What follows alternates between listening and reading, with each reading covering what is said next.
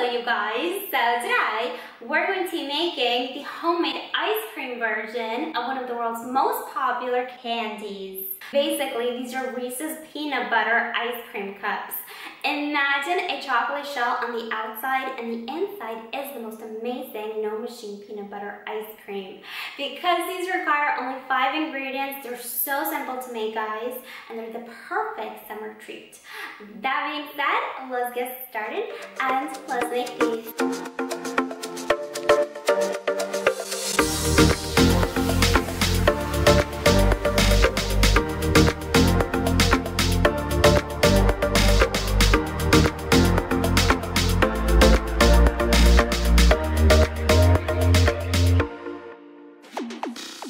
Okay, so to make these amazing ice cream treats, you will need some heavy cream. To this, you're going to add some sugar and some peanut butter. Now, please use creamy, salted peanut butter. It's usually the most common and easiest one to find, and it's the one that works best for this recipe.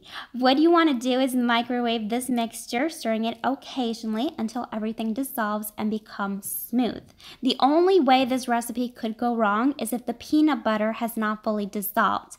What would happen is the peanut butter and the heavy cream would separate, and since the peanut butter is heavier, it would deposit on the bottom of the ice cream cups, and we don't want that. Okay, so once you have a homogeneous and smooth mixture, you're going to transfer this into a baking pan or a pie pan, that's what I'm using, lined with parchment paper, and this needs to go in the freezer to set completely. Okay, so fast forward 4 hours later or the next day, I'm using a freezer pack. If you don't have one, just use a cold baking sheet that you popped into the freezer lined with parchment paper.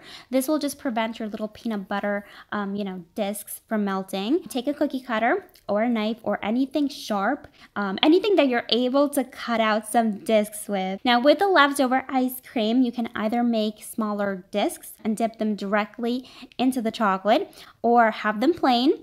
It's a delicious peanut butter ice cream as is. Pop your discs into the freezer just for a moment, and I'm going to show you how to make the chocolate part of this recipe. I'm using a mixture of dark and milk chocolate. I like this combination, but you can use all dark or all milk chocolate. Pop it in the microwave, stirring it every 30 seconds, just until it melts. Careful to not burn it. And then add some melted coconut oil. We're basically making a chocolate shell.